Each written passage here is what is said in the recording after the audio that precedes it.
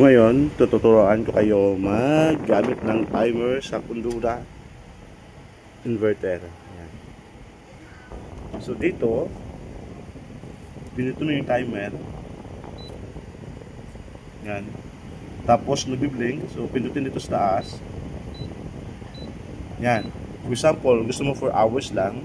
So hayaan mo lang. So nakita mo yung my dot. So activated na yan. So within 4 hours, mag-off yan. So kung gusto nyo i-deactivate, pindutin ulit yung timer. Press 0, 0. So hayaan mo lang yung mawala yung dot. So once nawala na, so ayan, deactivated na yan.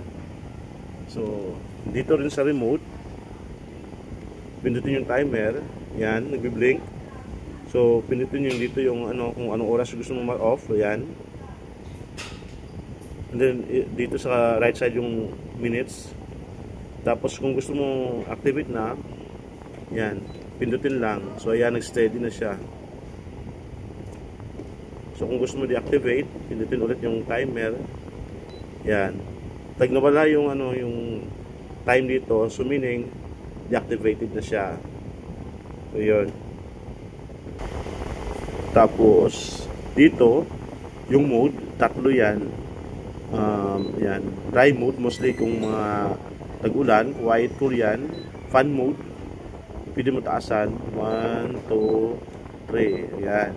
So parang fun lang yan. Tapos syempre gusto mo malamig, mainit ngayon, balik mo sa yan, sa cool mode.